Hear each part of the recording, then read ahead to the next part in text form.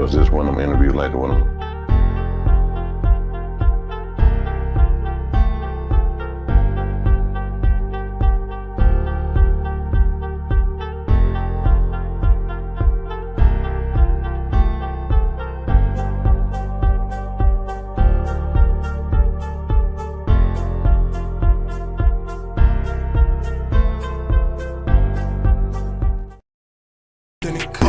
We light it up like arson and sauce and sauce. We light it up like arson and sauce and sauce. Fli-City got some dogs in it, dogs in it, dogs. Fli-City come off authentic, authentic.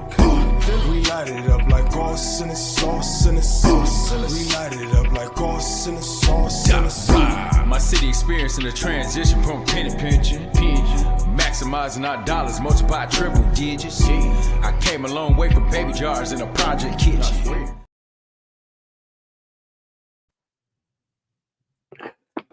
Good afternoon, good evening. As always, our community, we are continuing to engage our community in a mighty, mighty way. This is Fli-City Blackout.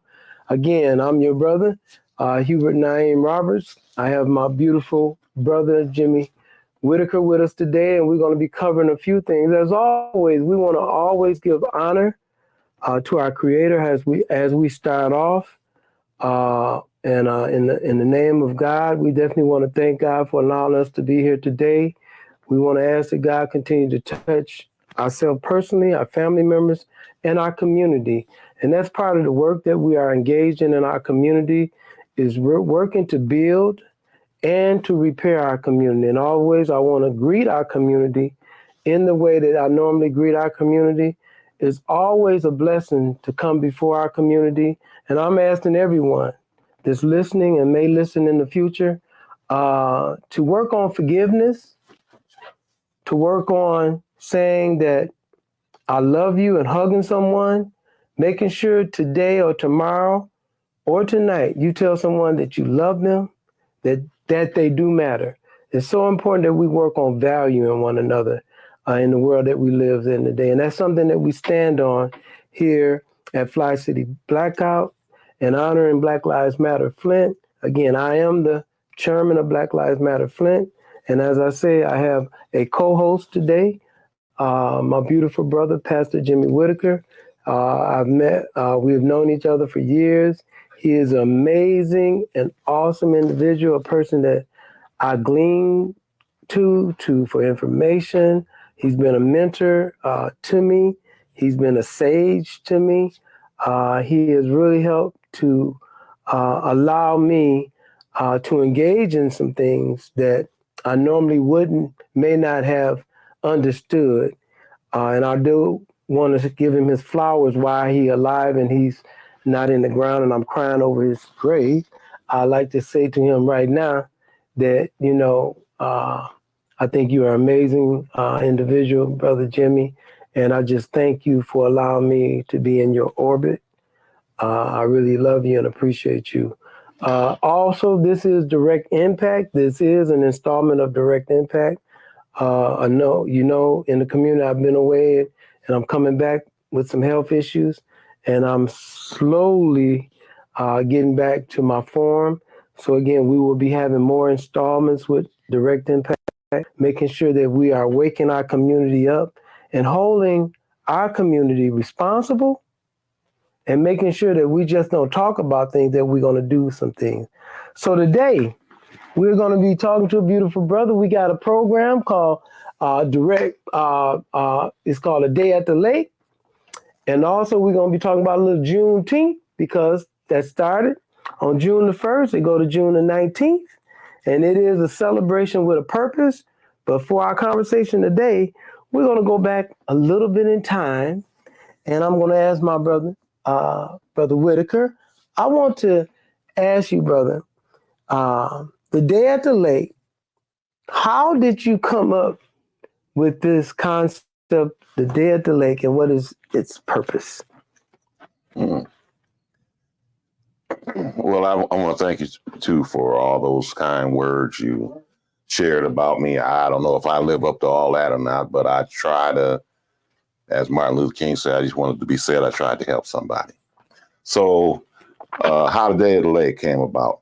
Well, the Day of the Lake was a concept. I actually was in a church and I was in a meeting with some more pastor and his congregation, and he wanted something for his sportsmen to do. He had other people in there because he was an avid hunter, fisherman, and he had some more hunter fishermen in his church. And he wanted to know, what can I do to get them engaged and working with the congregation and doing something to keep them utilizing this skill and make sure they don't feel like it's just obsolete as far as the church community goes. And then the idea hit me. He said, ooh, this is how I did. But I couldn't say nothing because it wasn't my meeting. And I said, wow, you could have your sportsmen to actually teach some kids how to fish. And when we do it, don't do it at the lakefront. Actually do it like in a parking lot or something, where you can teach them all the skills and stuff without having them anxious to run down and start fishing in the water. And so it just hit me like that. And then I just kept it to myself. So then another, then it also said, and then the next weekend, they can actually take them fishing. So you can make it a 2-weekend event. That was just the thoughts that hit me. And I look back at it now, and I believe it was actually a divine inspiration that God gave me, where he was telling me something. So to do in the next year or two, I actually shared it with him, what I had heard while he was having his meeting. And then I actually talked to some other leaders in the area about that concept of taking some kids out fishing. Okay. And nobody jumped on it. Nobody touched it. Okay. At that time, I was coming around last year working in the plant, and I was actually working with Bob Rawls, and we were working between the machines and stuff like that. And he was a Boy Scout leader, had been on for 20-something years. So he had been working with kids for all those years and stuff. And I told him what the thought I had was. Okay. And he heard it and said, yeah, that sounds good to me, And so then that was my last year working. That was 2006. Okay. So in 2007, I called him up and said, Bob, I think I want to try to do this. So he bought his Boy Scout troop, and I took the 2 or 3 boys from our church, and it was about 10 men and everything. And we actually went out there, and we went to Shay Lake because my wife's cousin, they had a place up there. Okay. Lake. Okay. And so we went to their house, and we were in their backyard, and we fished. And so it kind of grew from there, because the next year, that's when I don't know how you heard about it, Mr. Robert, but you did. And you came in like gangbusters, like for pretty much anything you were involved in. And all of a sudden, it went from just taking some boys fishing for the day to we're going to actually take them overnight, because what we kept running into is that we couldn't get them. Unfortunately, sometimes you deal with people from different walks and backgrounds. Okay. They may not consider time the same way. So the fishing derby actually started at 8:00. And the chance of us getting the kids gathered up, suited up, and getting them there to the lake by 8:00, it just wasn't. Right, it wasn't working. And so somebody had the suggestion. I don't know if it was you or somebody said, well, maybe we could just go up there and spend the night. That was me. And I was like, what? Oh, no. My first expression was, oh, no. Because all I could think about was the responsibility that comes with it and having kids overnight.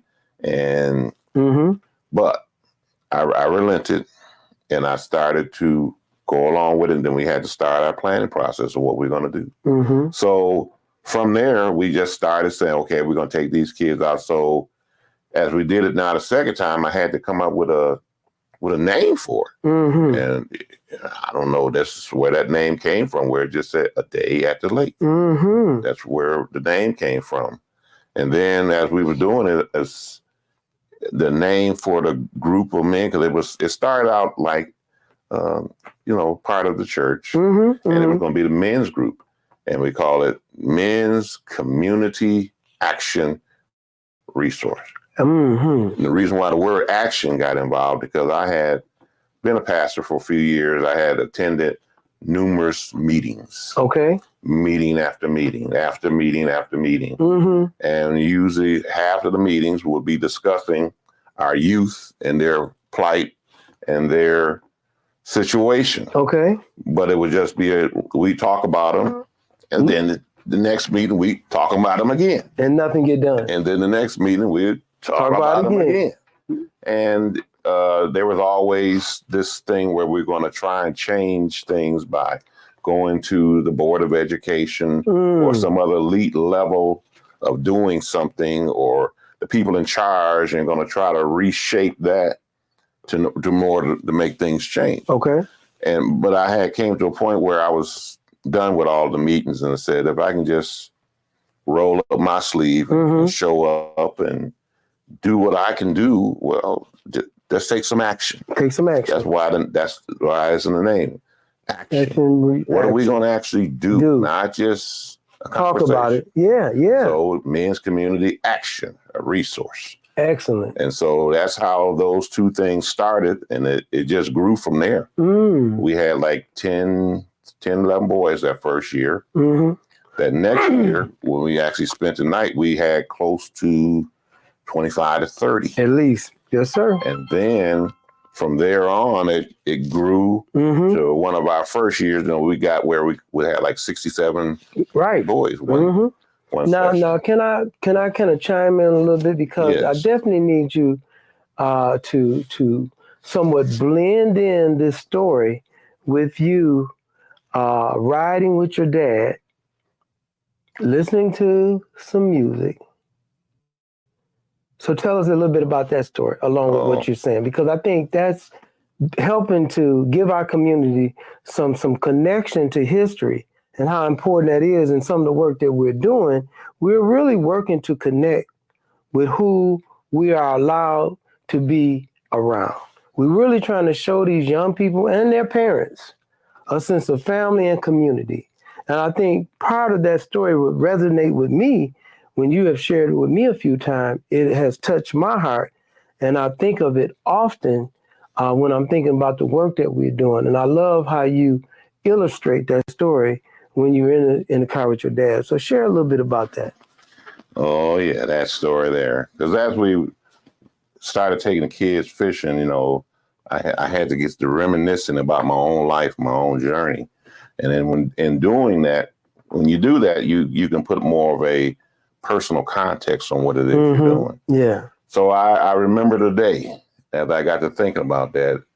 There was an old song playing. I believe it was by the Four Tops. It's called Sugar Pie Honey Bunch. And it was playing on the radio. And that song was playing. And even now, every time I hear that song, I'm transported back to that little boy. It was 1960 something. I was in the back seat of a 1963 Chevrolet. It was a Friday afternoon. The sun was shining. I can remember these details. Wow. The sun was shining. We was heading out, and I believe we was actually, one of the roads was Mount Morris Road. Okay. We was actually heading out to Holloway Reservoir. Okay. To go fishing. Go fishing. And so I'm in the car, I'm grinning, I'm smiling, because, Daddy just came home that day out of Clear Blue and said, "Get your stuff, boy. We getting ready to go out here." So my other two brothers, my older brother and then the younger brother, we all got in the car and we heading down the road on this Friday afternoon. I thought it was even like April or May. The sun was shining. Yeah. I can just remember it. And like I said, even now, when I hear that song, I'm that little boy back in that back seat of that car. Wow. And it's just such a pleasant memory that even though it's almost been 60 years, it resonates with me as a pleasant thing that just gives me joy when I think about that. And so my thought was, can we help some more kids to have a day like that? Yes. That they would remember. Yes. That years and years later, this day would stick in their mind when they were out there fishing. And on that note, when you had related that story to me the first time, I got to thinking about, my life and some things in my youth and growing up. And my dad, although was murdered when I was 12, I had other men in the community that poured into my life. But when you had related that story and dealing with the concept of the day at the lake, I was thinking about how can we build on those memories with the young people that we were going to be engaged in, where they would have the capacity with the fishing, creating some tools in their toolbox to build on. See, that's what I started thinking. When you shared that story, when I resonated, I thought about it more and more. And over as time has progressed, I was thinking about how can we allow, that story or those moments as we are engaging in our young people, that they will actually build on those memories to help build positive children where we don't have to later on try to repair broken children.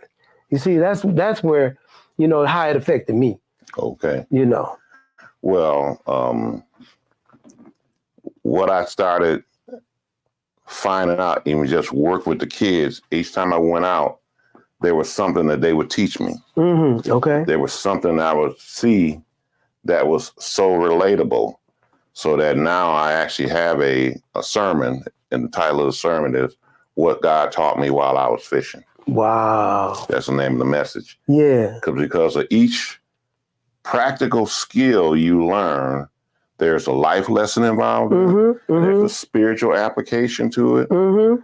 And, I'll tell you what, one of the things that we were talking about, things getting tangled. Mm-hmm. What we found, anybody that went fishing any length of time has dealt with tangles. Come on.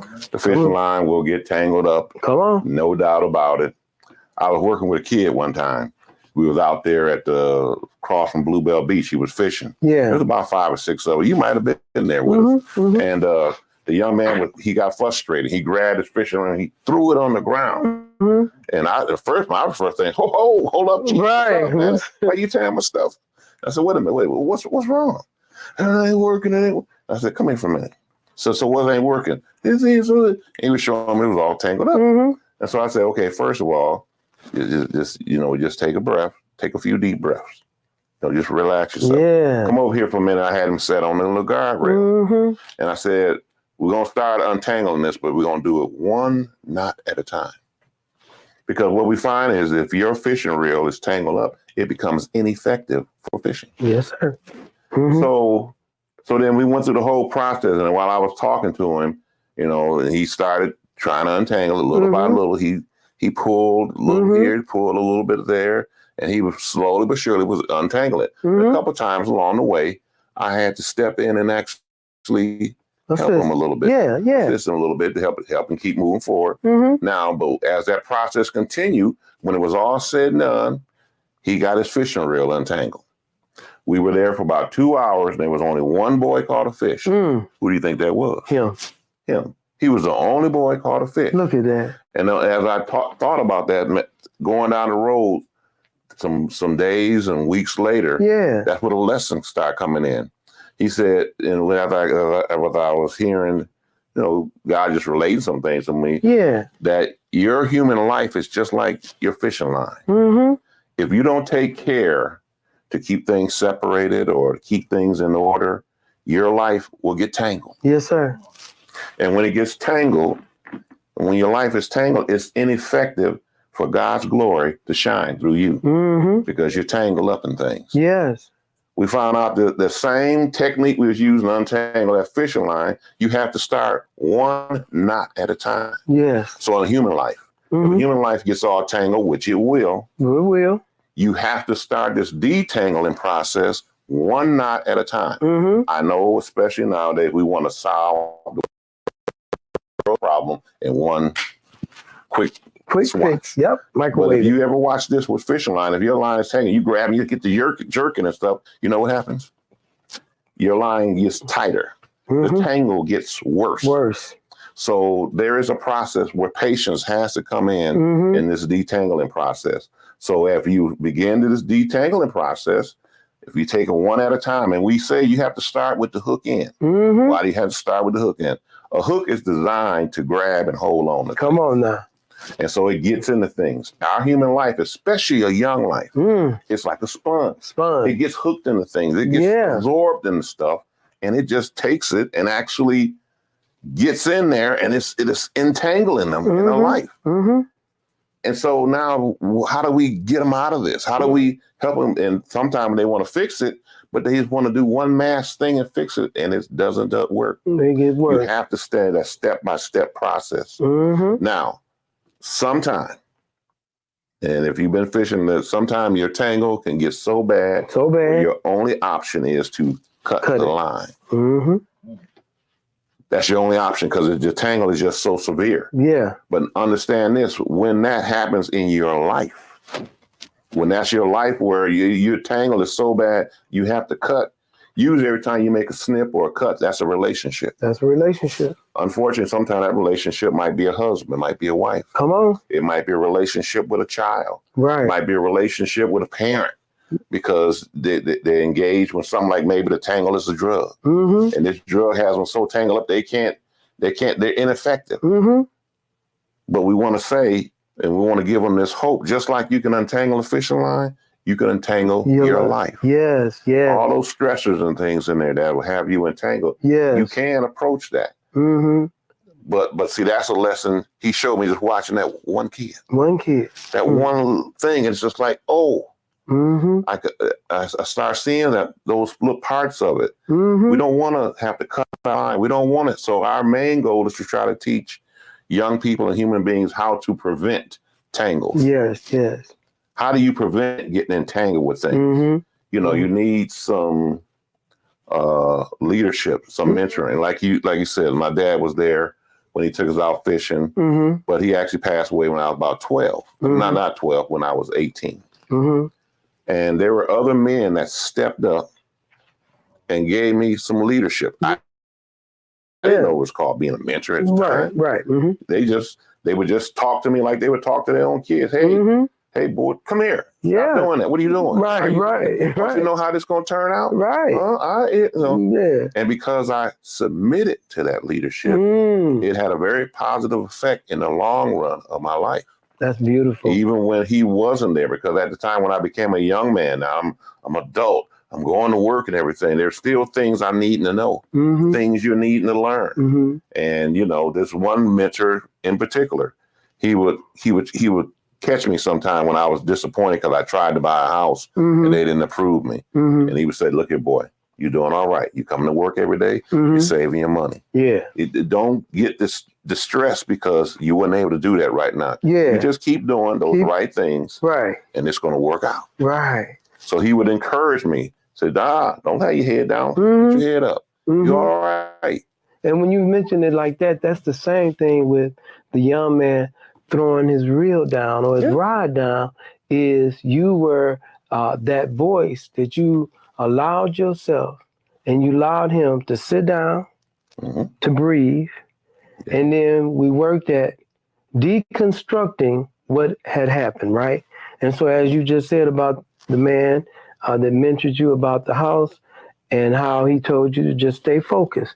And that's what is at the essence of when we try to relate fishing as is life. Fishing is a tool, is a key in life. There's every element of fishing applies to the life that we live daily. Now, I'm posing that to you to say, in your experience, what would you say, how would you phrase today, after 17 years of doing this work, what would you say you've gotten out of it? How has it affected you? And what do you think it has affected others that have been through our program? Put some skin on how it has affected you, because from us meeting and you've done some amazing things in my opinion. But I'm just saying, how has this small gesture, like you was in those meetings with those pastors and you said you just kept meeting and no action being done, man. And then you said, what kind of action can I do? And you start doing something. So in this time, if you did an analysis of where you are today, what would you think has been your real, if I can say, purpose and goal? Well, what I've found in life is that one door has a tendency to open another door. there's something that happens with relationship where one thing leads you to a next spot, and next spot.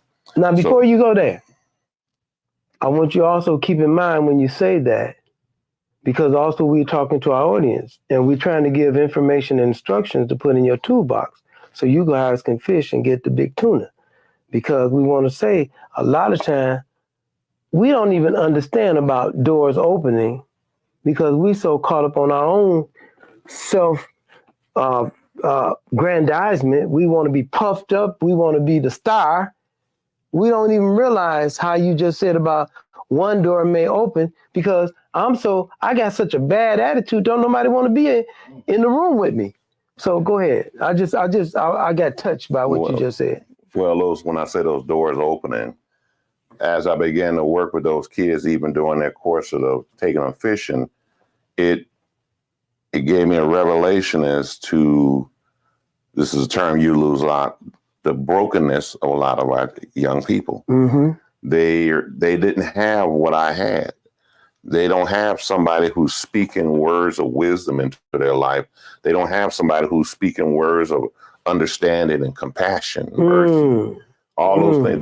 They're not hearing those things. They almost got a gang mentality where I'm ready to kill somebody, this, that, and the other. And so it changed my focus on things to where now I need to be more concerned with what's going on with these kids. And so then one day you would say you was going up to Northwestern mentoring with some kids. And I told you, I said, well, you called and asked, will I come? I said, well, I could, maybe sometime in the future come. Said, no, I need you to come now. I need you to come now. And that was in 2014.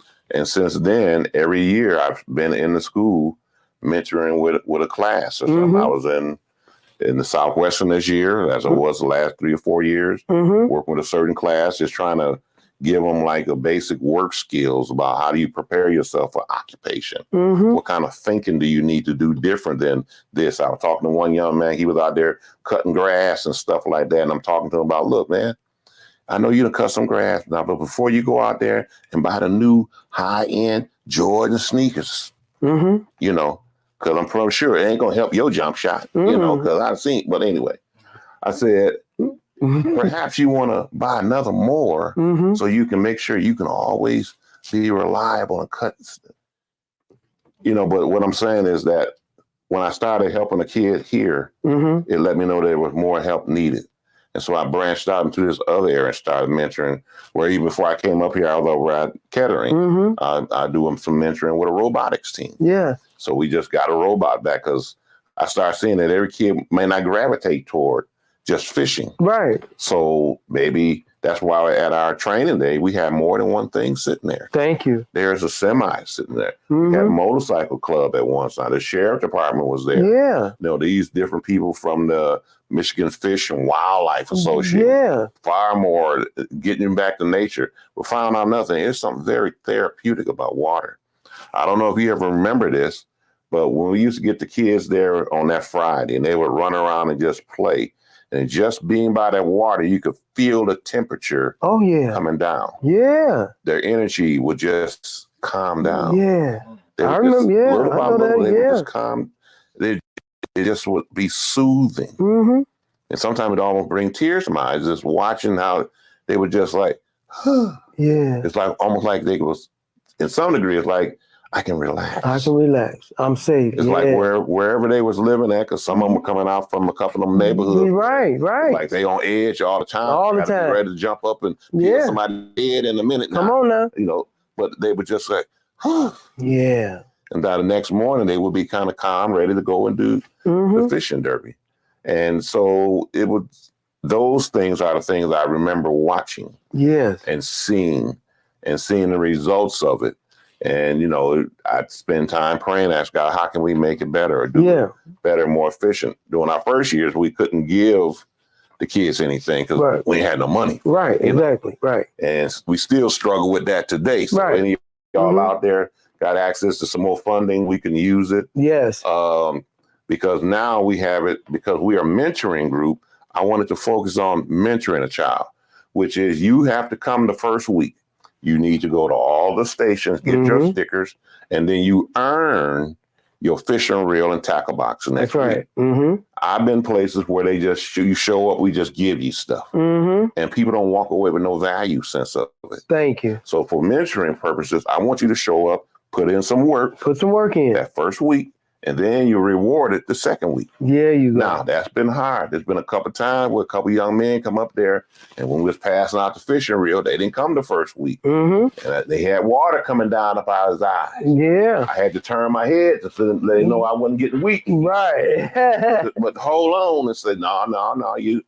But guess who showed up to the training day next year? Yeah. That same young fella. That's right. So that meant he learned a lesson. I want that reward. Yeah. And he put in that work. And that's what concept of how I want it to work. Yes. I want you to know if you put in the work, come on now you can get something out of this. Thank you. But if you don't put in nothing and you don't want to do nothing, you ain't gonna get nothing. It just is extremely difficult. Yeah. Now, our new struggle, we struggle with our devices. Come on now. We had kids, we had a couple of them this past weekend. Come on now. They were still going over and getting away from us in the little places on their devices. So I had to address 3 or 4 of them. Said, man, don't you know you can, so when we leave here in another hour or 2, and you can just saturate yourself in that. That's right. But for right now, we want you to grab this information.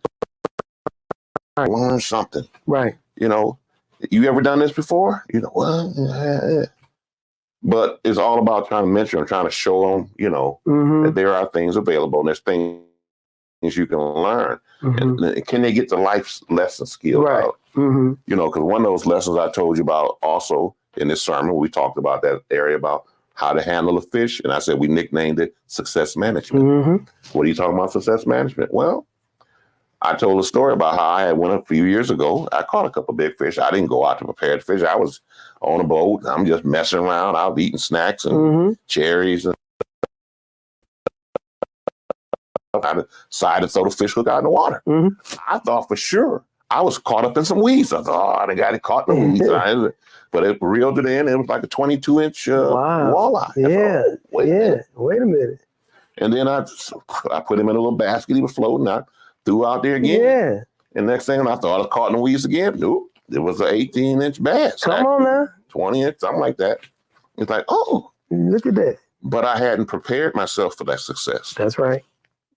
I didn't have no ice with me. Come on. I didn't have a cooler. Come on. I didn't have a bucket. Right. I had nothing. Nothing. I had nothing to keep this fish fresh. Right. But now I'm so happy and elated with my success. I wanted to go share that with somebody. I went over to my one buddy's house. Man, look what I got. And I fish up and everything. I remember when I carried them in from the boat, you know. Now, they were laying in the boat, so why I picked them up and walk across the dock with them because I wanted some people to see it. Yeah. Look at my success. Look at my success. Yeah. And so a couple of people did say, "Oh man, where'd you get those? You get those?" Yeah. Right. Sound like I was a professional. I do this. Right. But puff your chest out. Yeah. But I had that success, but I had not prepared for success. So therefore, when I got through showing it to all the guys and stuff like that and got them home, they had been out the water since long and ice was up. They were going bad. I wasn't able to clean them either because I had not prepared myself for success. So in the success realm of it, we see this all the time in some of our sports figures. They get these contracts, they make millions of dollars sometimes, but they have not prepared themselves for success. They don't know how to take that success and not just splurge it on frivolous things trying to impress other people. Right. You know, that's a lot of what we do as kids, especially kids. Oh, yeah. They want to impress somebody else. They don't want to. They actually want to walk with the crowd. Whatever the crowd doing, that's what I want to do. I don't want to stand alone. That takes some maturing, that you're willing to stand alone in your truth. Right. But a lot of people don't. They don't get that right away. So we have to help them to feel comfortable in getting there. And that's where that support come around and said, look, you ain't got the new Jordans like that other boy got. Right. But your shoe doing just as good. Right. You was able to play better basketball than he was. Come on. Your shoe may not have that brand name on it. Come on now. But that didn't stop your success. You use what you had and do what you can. Right. So that's part of all of this thing is you're trying to expose kids to things. And hopefully they're learning some lessons in it. because I want my guys to actually relate those life lessons while they're talking. Exactly. In their conversation. And this is where we really want them when they got them up there fishing, especially a child that might be troubled or something. Well, hopefully we can get them some one-on-one interaction. Right. And while they're out there fishing, you're calmly talking about what are the issues you're dealing with. Yes. What's happening in your life? Yes. Well, what's your thought about how you're going to deal with that? Right. And hopefully we have a chance in a calm, like I said, water's very therapeutic, in a calm way to try to bring some, reality to this, to say, you don't have to do what everybody else in your neighborhood is doing. Mm-hmm. You don't have to just spend your day smoking weed, walking around trying to get in trouble. Right. See if you can get somebody impregnated. Right. You got other choices. There's more things you can do. Mm-hmm. And when you say that, and not to cut you off, but it's important that you go in there, and then we're definitely going to get back to the funding. But it's important what you just said as far as, the concept that around my brain is, filling their toolbox up with tools. And as you just said, when we up there, being able to really have that one-on-one, and really the children start trusting us and feeling comfortable to share some of the things that's going on. And that's critical, because one of our goals have always been is how do we help to reinforce that? And that's critical, because we have tried to always do some things even after we go up to the lake. When we do our training, go to the lake, then we try to engage in some other events throughout the summer, because again, when we are focused on what mentoring really looks like, mentoring can be a lifetime event. And the more we pour into these children so they can have a sense of value, that they love themselves, that they don't have to follow the crowd, that they don't have to act a fool, that they don't have to act stupid, that they don't have to, like you say, impregnate and do all these other things that's going to damage their opportunity to have a successful life. Now, I really want to somewhat drill down, and we just touched a little bit about the financing, and I definitely want to share with our audience the importance of, financial institutions. It can be from General Motors to the UAW, Mott Foundation, Community Foundation, Community First, any element of community that has any concerns about the things that's going on in our community and want to make an impact. I wish, and I'm hoping and praying that you guys would look at, and anybody that's listening that may know someone in any kind of capacity that may be willing to put our program, as a program that they would be willing to finance for 3 or 4 years, that we would be part of their giving. This is what we really need to take this program to the next level. Also, any agencies out there, from Motherly Intercessions to Carriagetown, to anyone that's have any capacity to impact children, we like to partner. I think our model and what we're doing is tremendous, Brother Jimmie. I think we have something that is amazing. I think it's something that can either be scaled up even further. And we also want to put a call out to those of you that have retired, men and women, that's sitting around doing a lot of complaining about these children are out of control. They are out of control in many respects. It falls on us, guys. A lot of what we're seeing today in our community, there's a coalition based around us that are, I'm 68, but many of us that are 50, 60, 70, 80, and 90, we have some culpability in what we're seeing in our children today. Many people were working, husband and wife, working 7 days a week, 24 hours a day, 7 days a week, and not spending no time with the children. All they did was buy them things. And we're not going to even go into what the epidemic of the dope did to our community.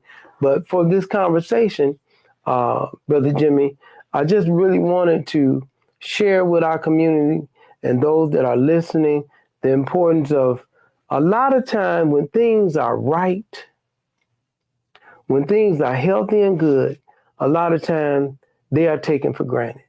When it's some garbage on TikTok, when it's death, a lot of times in the news business, they say if it bleeds, it leads. If it bleeds, so if it's drama, that's what leads. But when you're talking about building young people, see, that's a whisper, you know? Yeah, that's sensationalism has gotten attention. They have sayings that say the squeaky door gets the grease. In other words, if it's not making noise, nobody pays attention to it. And as far as my brother related to about, sometimes we've had people who have retired and they said, I did my job, I raised my kids. I say this pretty much everywhere I go. Mm-hmm. Every man we have needs to be engaged in something to try to help some kids. Yes. The need, especially in a community of color, that need is so great. We need to be engaged in something. And I know sometimes you may feel that may be a waste of time, but there was a story I heard once upon a time, I always remembered it, where there was this little boy, his name was Jimmie. Now, it may sound like for you, mine, okay. It's not my story, but his father took him out fishing. Mm-hmm. And so he took him out fishing, and it rained, and it came back. So at the end of the day, the father comes in the house, and he puts his stuff down. He looks over his wife, said, that was a total waste. Man, the fish weren't biting. Nothing was happening out. It was a total waste. The little boy comes walking in, and he talked about the same thing. He said, this was the best day ever. Why did he say that? Human beings, we spell love Love. Kids spell love Time. Holla. When you give them time, when you give them time, that's why they say even right now, a lot of kids relate to their grandparents more than they do their parents, because the parents are busy working, their grandparents take time to listen to them. That's right. So they gravitate to their grandparents. So the time you invest in a young person, time you invest in a youth will not be wasted. Now, I know y'all want to have this instant success. Everybody step up to bat. We want to hit a home run. Yeah. Y'all want to say 4 or 5 words and the kid is completely revolutionized. Oh, I'm no longer going to be this juvenile delinquent. I'm going to be now straight. This is a journey. Right. It is a journey. And sometimes on the first few innings of this thing, it may feel like you're not making any headway. Right. But the only thing you can do in real life, do the next right thing. I don't think it's worth it. Do the next right thing. You know, and that's why it's important. If you had a time, I tell you, one of the greatest things we need is those men and women who will walk that lake shore and pour into those children. Yes. When they're being frustrated because now things ain't working the way they want to work, they see him having success. I'm not having success. Especially if you know anything about fishing, where you can give us those little clues. Yeah. Say, okay, the fish are hiding in the bushes. Yeah. If you drop your line right outside of the edge of the bushes and wiggle every once in a while, sometime they'll come out. Yeah. To get that. We had a young man about 3 years ago. The pastor was down from Detroit. He talked to him, and he was all frustrated. He was sitting by, like he said, I'm going to tell you something. He said, fish don't have eyelids. What does that mean? They don't like being out in the bright sunlight because they can't close their eyes. Yeah. Because this was being brought up in one of the lessons we had there this past Saturday. Fish don't really go to sleep. They just rest. So anyway, he said, so what you want to do, he's going to be hiding right over the edge over here in the shade that's coming off that dock. Yeah. So he said, I want you to cast your reel right over there and let it sit right by the edge of that dock. So he cast it out. He let it sit in there. He said, well, ain't nothing happening. He said, no, he said, just let it sit there. Yeah. And he said again, but he said, no, just let it sit there. All of a sudden, guess what? Get a hit. He got a hit. He brought it on. And if you look at our flyer from 219, He was on the front of that flyer because he had caught a 20-inch bass. 20-inch bass. Once again, he took the time to listen to the instruction of this person mentoring him. And even when he became impatient, he just reassured him, just let it stay there. Just let it stay there. You be calm. Because sometimes, I'm going to say this, I'm probably going all off the subject. Sometimes our young men, they will buy into a system because it seemed like the guys who are getting in trouble, all the girls are running behind them.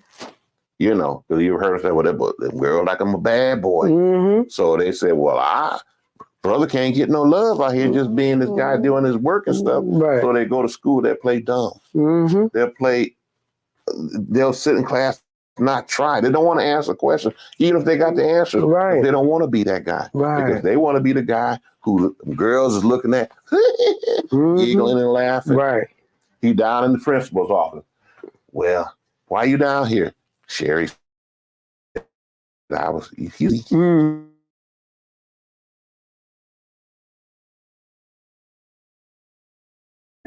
Feel good about it. So, but high school hallway heroes, a clown. Do that.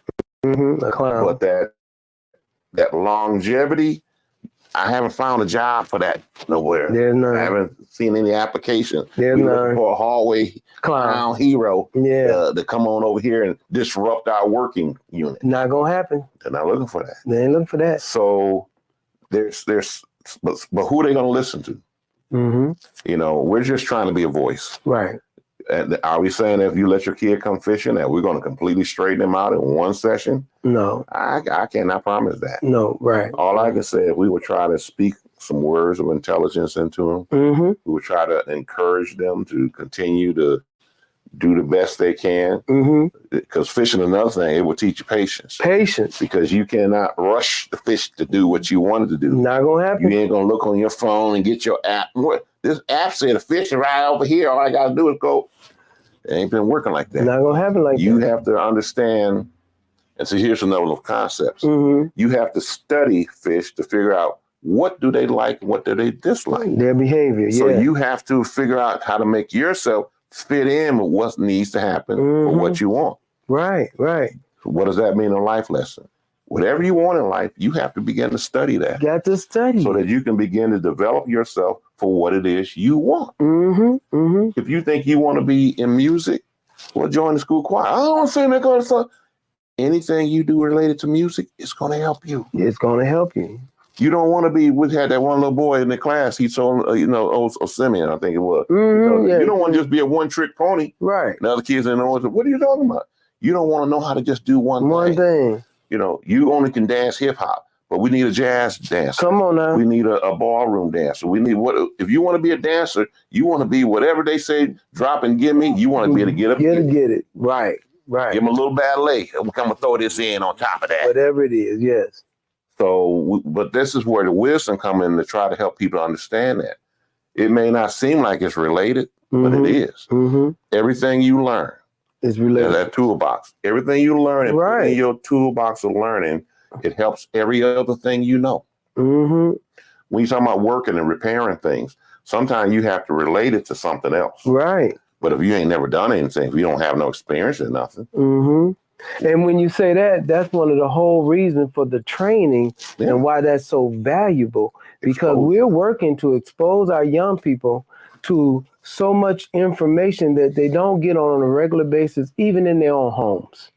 And so what we're really working to do is spark the minds of our young people that there are more to life and that they are valuable.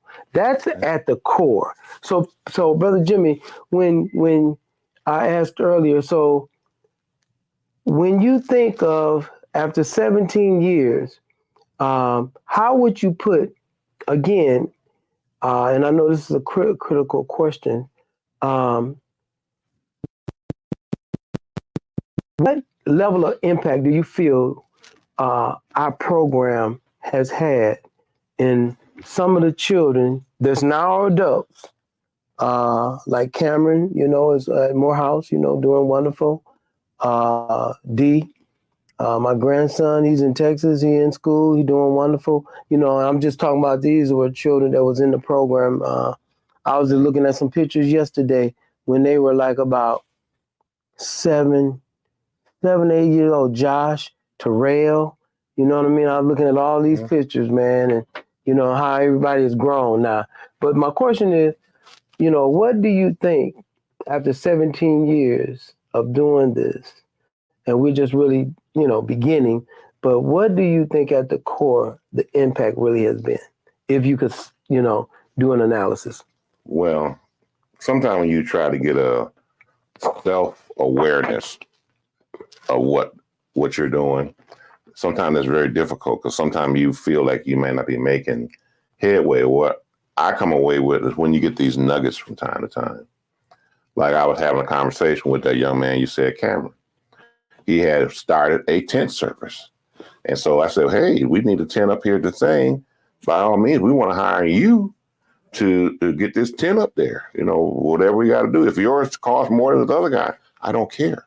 Because you came into the system, because he was talking to me about, he was at Morehouse, and he was just saying that it was some of the programs he was in, either with us going fishing and all the things you had him in and other different things. He said, these are the things that pulled me to even attempt this.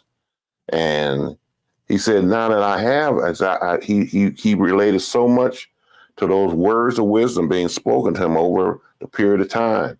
You know, when it was like, well, I just go become a knucklehead and be popular, where those words come and say, don't do that. So after doing the 17 years, I hear back from different ones when I hear those little stories like that reassured me that is our working in vain. That's an old song, the Carcass thing. Right. It's my labor. Are we working in vain? And I say, no. What our job is here on this earth, we plant seeds and we cultivate the seeds. God Almighty, the great creator, he is the one who gives increase. Okay. You know, because there's a set of verses in the Bible that talk about the sower of the seed. And some people have nicknamed that whole lesson the condition of the heart. Okay. Because they were saying the condition of the soil, which the heart that goes into. All we can do is continue to drop good seeds into the soil. Okay. Into the young people we come into, and some will readily take it in, some will reject it, but some might reject it at first, but when they get to a tight spot, they'll recall those words that came and said, you need to remember to do this or that. That's why it's important that we pour those things in there. Because what happens when you hit on the tight spot and you ain't never had nothing poured into you? Come on now. Except something that's ignorant. Something that's ignorant. Only thing you can bring forth then is some ignorant response. That's it. Because that's all you've ever had. But if you had an option of hearing some wisdom and different things happen. So I remember a conversation we had with DeJuan here. Way back, we was up in Miss Gusham's class up in Northwestern. And he was in there talking to us about, he used to run with 70, 80 cats over there, and they would run across the street and in the apartments terrorizing that. And they just, wherever they would show up, they were just tight like that. And I asked him this question. That's the first time I met him. I said, out of those 70, 80 people that you ran with, how many of them now are leading successful, responsible lives? And he stopped and thought about a minute. He answered and said, I think about 5 or 6. And it just hit me like, 5 or 6. You said it was 70 or 80. Yeah, but and the part that bothered me about it was that every kid sitting in that room, they think they're gonna be the 5. Yes. Nobody thinks that you're going to be the 75 right. out of the 80. You all keep thinking you're going to be the 5. Yes, sir. But the law statistics said everybody ain't going to be the 5. Everybody ain't going to be the 5. Unfortunately, we think we be having time to turn it around. Oh, yeah. Yes. They do that in school all the time. Long, then we think like, okay, when I get off, I'm going to change up. Some of us don't ever make it to that age. Never. Never, man. Time is one of those things that is, you don't never have as much of it as you think you have. No. And you have to make yourself. Saying today, not enough time in the day. You have to use whatever time you had to do as much impact as you can. And so right now, I came up here, I'm tired. Because when we did that thing over the weekend, we started setting up on that Wednesday. We were there Thursday. I was there Friday. There Saturday. Yeah. And it took all that because now I don't have that youthful energy I used to have. Right. The youthful energy I used to have, we could have got up there on Friday. We get it all up there, boom, boom, boom. Boom, boom, boom, boom. My energy level ain't there now. That's right. And then the volunteers. Dave Wayne, I was counting up how many guys that started with us. Yeah. In 2006 and 7 and 8. There was Brother Early. Yeah. There's Brother Joe Langston. These guys were all in. They were all in. Real. 150. They wasn't playing. They wasn't playing. But they'd have passed on. Yeah. And now to find those individuals who would take that spot and pick that mantle up and say, we're going to continue forward, they're hard to come by. Yeah, and when you say that, that's one of our goals. And we want to, before we close out, we definitely want to encourage our community.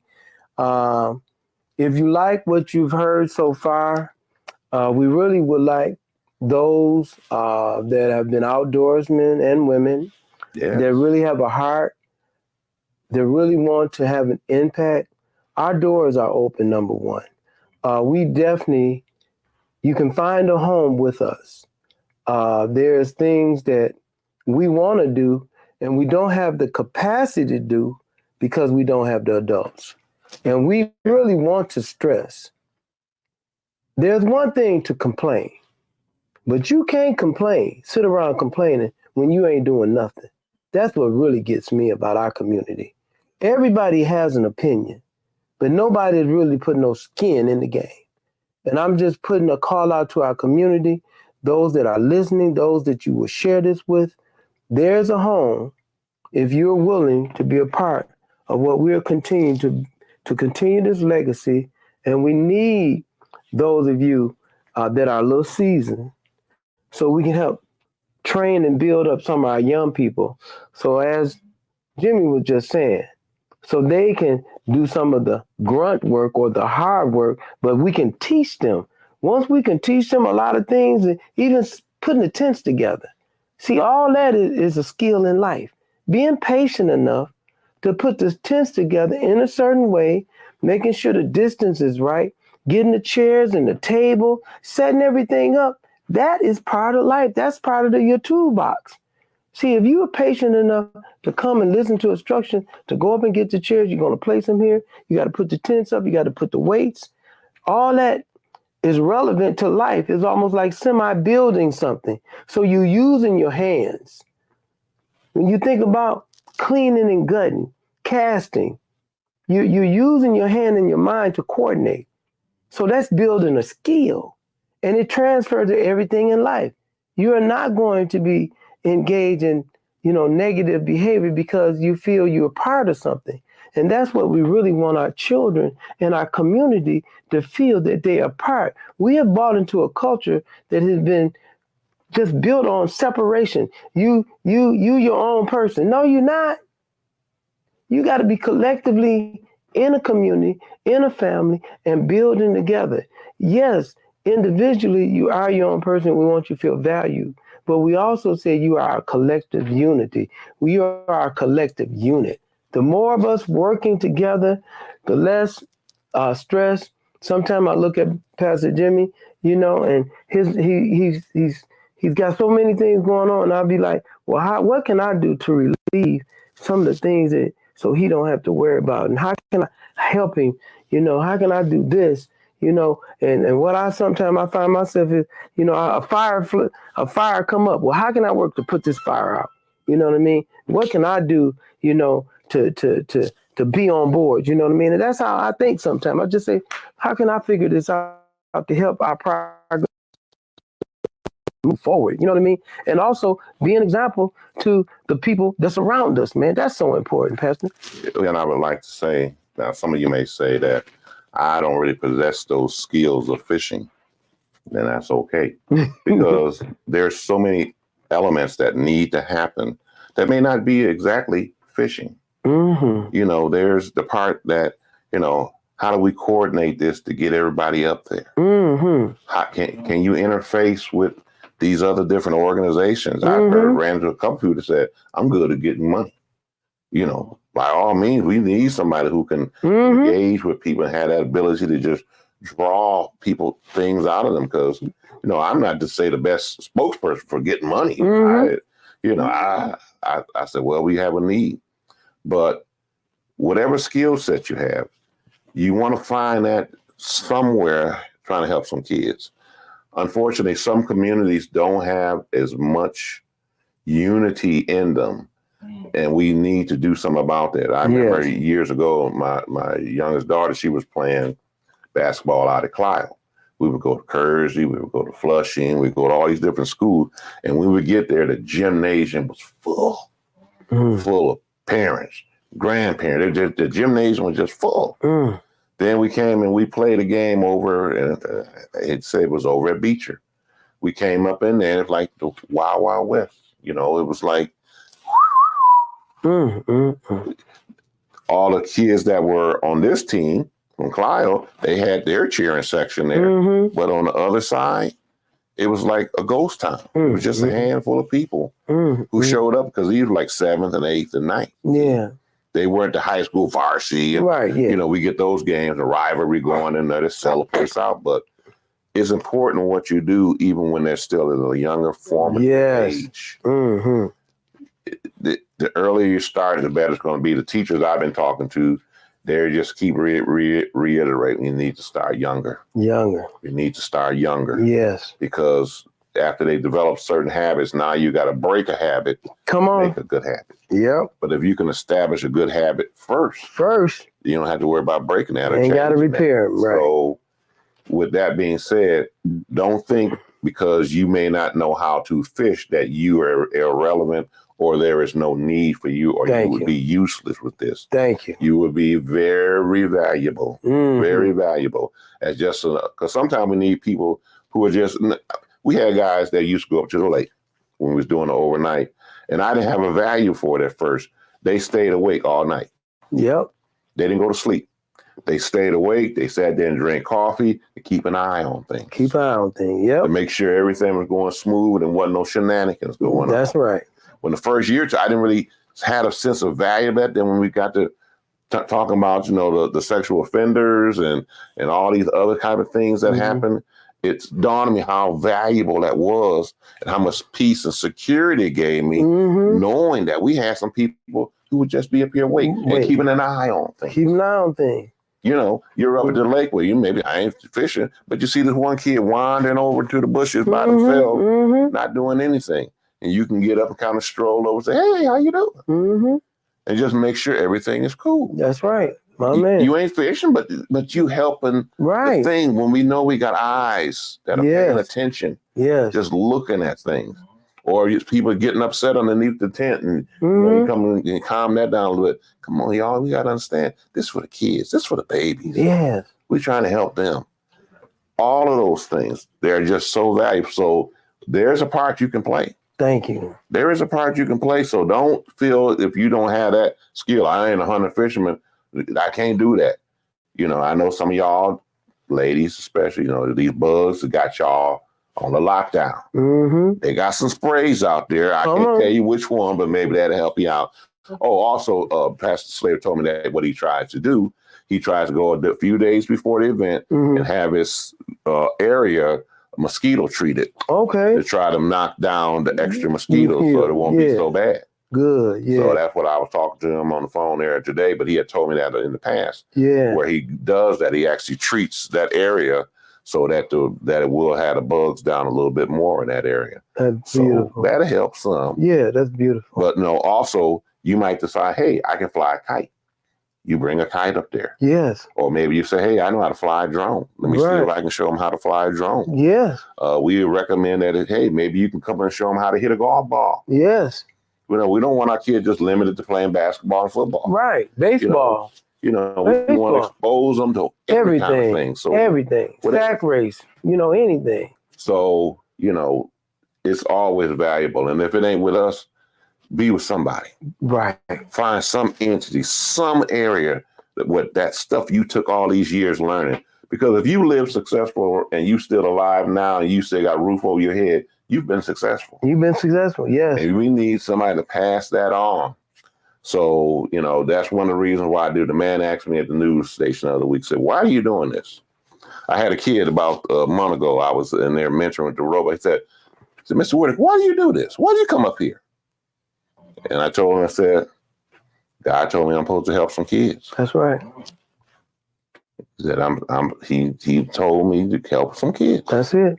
So at the end of the day, I had worked on things my whole life. You know, I was a machine repairman. Mm-hmm. So working on this robot is not something out of my skill set. Mm-hmm. And I just shared a little bit because a lot of our kids, they're very, how am I going to say this without offending some mothers?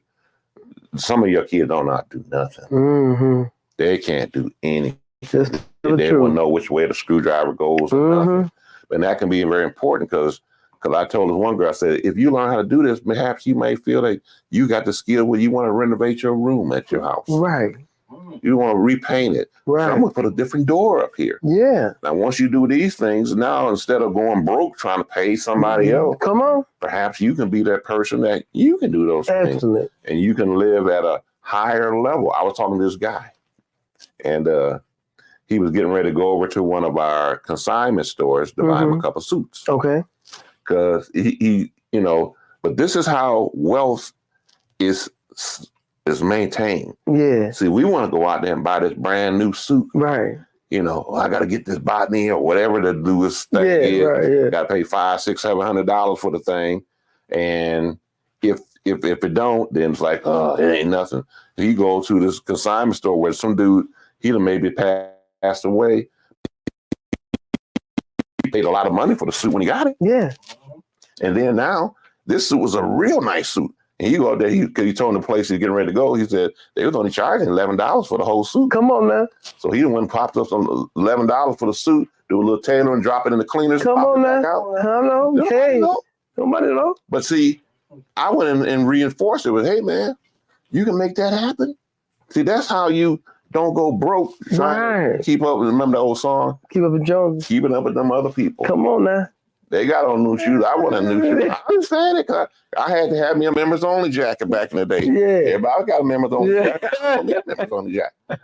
But I had a paper route. I was working at Mr. Holmes Car Wash. You know, I went to work. You know, so I've been working since I was 12 years old. That's right. You know, that's not a new thing to me. But I know we come to a point where we want to retire and we just want to sit back and relax. You have a wealth of information and knowledge that you need to pour out in this world. Thank you. The grave is full of wisdom and knowledge. The grave is full of books that have been read, and they're no longer able to pass that on. Right. So while you're alive and well and breathing, you can do that, and you can pass out that wealth and knowledge that you have accumulated. Like I said, it may not come easy, but do what you can. Yes, and as we get ready to close, I just thank you for sharing some of your time. Pastor, would you like you to kind of close out and share what takes place next Saturday as far as being at the church? If it's too late for people to register and come just for one day, you share that information out and be specific about the time that we're going to leave. Share a little bit about Shay Lake, and then I will close out the show with a little information on our Juneteenth information as we. And I hope everybody in our community will see the shirt that I got on. I don't have on my M-Car shirt, but we're trying to promote Juneteenth this month. These are $20. This money does go towards helping us fund Juneteenth. Again, a lot of things when it comes to doing things ourselves, a lot of times we have to do it ourselves. A lot of big corporations or other people don't have the same value. So we're just reaching out to our community for us to have value within one another. But share a little bit about what takes place next Saturday. Well, this Saturday coming up, this is going to be June the 8th. And this is the free fishing weekend. So therefore, you'd be to assist a kid work a fishing reel without any danger from the conservation officers, because it's the legally free fishing week, and we designed it to coordinate with that, so that excuse is not there. Well, I ain't got a fishing license. I can't afford to get a fishing license. We're going to be meeting at the church at 7:30. Reason by being that we have to, because these are children and minors, we have to make sure that all the paperwork is in order. We have to make sure we got signatures, make sure if they have listed on it, they have allergies. We got to double check that they have inhalers or whatever their EpiPens, whatever they may have. We want to double check that on our list before we let them get on the bus to go up there. We want to try to do as many things we can to alleviate problems. So it's very important to get there at 7:30. Now, we've had a bumper group this year where we had 2 buses, and right now it looks like those buses may be filled. I'm looking into the idea of maybe trying to get a 3rd bus, but there ain't no guarantee on that one. So it'd be vitally important that you get there early so that we can secure those seats. Now, to save those who didn't come last week, can they come this week? See, my heart has always been, I ain't want to ever turn a kid away. That's right. I ain't never want to turn a kid away, and that's why we do what we do. But, you know, all I can do is say you can show up and see what we can work out. Mm-hmm. You know, we hopefully can get them there. I got to go shopping, buy some food in the next couple of days and stuff like that. So something to eat, and still a lot of coordinating. But, you know, it'd be a fun time. You know, the kids are going to get a chance to ride a hay wagon. Mm-hmm. You know, it may not, sometimes they have hay in it someday, right, but they're going to take you a ride and try to give you some of the history of Shay Lake. Exactly. What is the history? This is actually a resort that was opened up years ago so that people of color could go and enjoy being the recreation and the outdoor life without feeling they're going to get hassled. Yeah, yeah.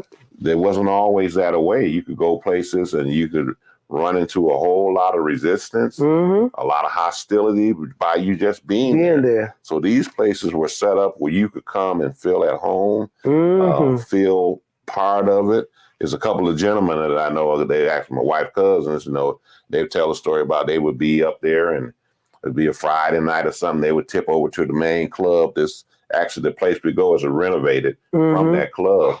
And they would say they would look in the back door and tip up in, and they could smell the hot wings cooking. Come on. And stuff like that. And Martha Reeves or little Stevie was up there polishing up there. Yeah. Act for the bigger venues. That's right. This was a lot of places where they would start these little clubs. Part of the children's circuit. Yeah. And you know, and they had a whole history of how that happened and what they were able to do there. And, you know, and so there is a rich history surrounding that place.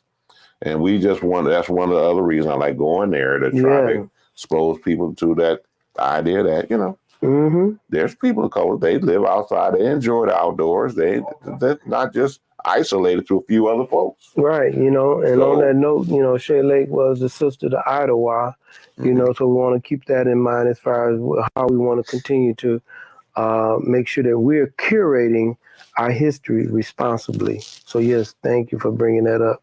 But as you just said, it's so important, guys. How much does the bus cost? How much does the bus cost? Well, the bus, we had got a really good price from this one gentleman, and he had us where other buses, they was asking for $1,100-1,200 for the bus. He actually gave us a deal at about $9 for. But that's because my daughter knew him from way back when, and she kind of twisted on his arm and stuff like that. But to get another bus, they work right now. They said they think they got a bus, but they don't have a driver. They're looking for a driver right now. So we're still working on that because, you know, I don't want it to be where it's 20, 30 people still standing there. And sometimes you just have to, you know, go out and say, well, it may not be full, but I don't want to leave anybody. But moving forward, we'll have to, you know, make more harder choices, mm-hmm, which I've been reluctant because I want to give every kid a chance. Yeah. Well, we just claiming victory moving forward that we're going to have the capacity where everybody will be able to go, even if we have to have a convoy. Like a lot of times we had convoys when other people drove their own vehicles and they packed people in. So that's something that we definitely want to continue this legacy and really making an impact. Thank you so much, Pastor, for this wonderful time that you shared with us. It was very impactful to our community. I'm sure as we close out, I just want to make sure that our community is aware that even on moving forward for June the 7th, Friday, Saturday night, Midwest Invitational Rodeo, Everett Common Center, 6130 East Mount Morris Road. The doors are going to open up at 5 o'clock. The rodeo starts at 7, promptly at 7. So we want to make sure that you're engaged in that. So that's going to be on Friday, the 7th. And then also on the 8th, again, we will be at the fishing trip, at the fishing derby in the morning at 8 o'clock, at 8:30. We're going to be leaving the church at 8:30. So, and we're just sharing this with our community that the Midwest Invitational Rodeo is the 7th and the 8th. And again, I do believe that the 8th is sold out. I think they have a few tickets left for that Friday, just for your information. And then also on the 8th, it's very important for us with Juneteenth. We are kicking off at Sarvers Park, 4000 Wisner Street. That's our Juneteenth kickoff. And so we're hoping our community would definitely be a part of that. It starts at 5 o'clock. Also Sunday, June the 9th, is our Saints and Spirits at Metropolitan Church, 930 East Myrtle. Again, that's our Saints and Spirits. Please come out for that. That's from 68. Then we have on the 10th, this very powerful pastor. I'm hoping that you will come. We're having a healing circle right there on M.L. King and McClellan Street. Starts at 5 o'clock. That's on the 10th. And that's very, very important, guys, where we're going to be praying, meditating. We're going to be doing a lot of just soul searching. We're going to be talking to one another in the low tones. But this is a healing circle. It's all about healing one another in our community. We're going to be sending prayers out to our community, to people in our community to work to heal Flint. We're going to be actively engaged in this. So I'm hoping, Pastor Whitaker, you will come out for that and share with some of your other pastors that may be interested in coming out. Tuesday, June 11th, a Juma Market, the North Flint Food Market. And then that's going to be at 5 p.m. That's 5402 North Clyro Road. That's 5 to 8. That's going to be on Tuesday, the 11th. Wednesday, June the 12th, 5 to 8. We're going to be doing the historical war stories at Burston Fieldhouse, 3300 Saginaw Street. And that's going to be from 5 to 8. That's always a wonderful program. So I'm hoping our community will come out for that. On June the 13th, Hope Renewed Juneteenth celebration at the Brennan Center, 1301 Pingree Street. That's going to be from 2 to 8 p.m. Please come out for that. That's going to be a wonderful event. Thursday, June the 13th, also that night from 6 to 8, late night at the FIA. The Flint Institute of Art, 1120 at Kersley Street, going to have a fantastic program from 6 to 8, guys. And again, this is free. It's going to be a wonderful, wonderful evening. The Flint Institute of Art has opened their doors. And again, we are working to collaborate in our community, all across the community where we are being inclusive to everyone. Every culture, every creed, every race is inclusive. On June the 14th, we have an event at the McCree Theater. This is something that we are sponsoring. Black Lives Matter Flint is sponsoring this special event. I am the lead host on this along with DeJuan Robertson. It is called the Robert F. Williams story. It's going to be a fireside chat. There will be food. That's 4601 Cloud Road from 6 to 9. Please come out for that. This is going to be an event that will help to change your life.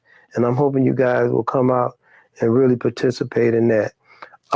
Saturday, June the 15th, 9 a.m. to noon. We're going to have a Harambe breakfast at Higher Quality Life Ministry Vision Church. That's 5601 North Saginaw Street. That's 9 a.m. to noon. That is a Harambee breakfast. Please come out and support that. And also on Saturday, June the 15th, from 11 to 4, the Spotlight, the Flint Culture Center, Longway Planetarium, green space between Longway. It's going in the FIA. It's going to be 1310 East Kersley Street. That's going to be from 11 to 4. We're going to be in the planetarium. And again, hanging out with the stars. The other thing, the next day, Sunday, June the 16th from 6 to 8, this is going to be very impactful and important. It's the Freedom Fund Youth Dinner. This will be a celebration of Miss E. Hill Deloney, who we all know have passed, and she's transitioned. She helped start it Juneteenth back in the 70s, back in 72, being recognized in Flint, Michigan. Miss E. Hill Deloney, has been a life. God has sent her to Flint, Michigan, and she's had a tremendous impact. We will be celebrating. We asking people in the community that have been touched by her, know Miss Hill Deloney, to come out and share some words of wisdom, the impact she's had on your life and others. So this is going to be a Freedom Fund Youth dinner and a celebration in honor of E. Hill Deloney. On Monday, June the 17th, is Financial Literacy Justice, Flushing Professional Suite, G3163 Flushing Road. Financial literacy. And again, we want to teach our community about finances, guys. A lot of times we want to ask those questions, like Pastor said earlier, about what he went through, and when he didn't get the opportunity or was denied to buy a home, a man stepped up and said, son, don't get frustrated. Just keep stacking your money, man.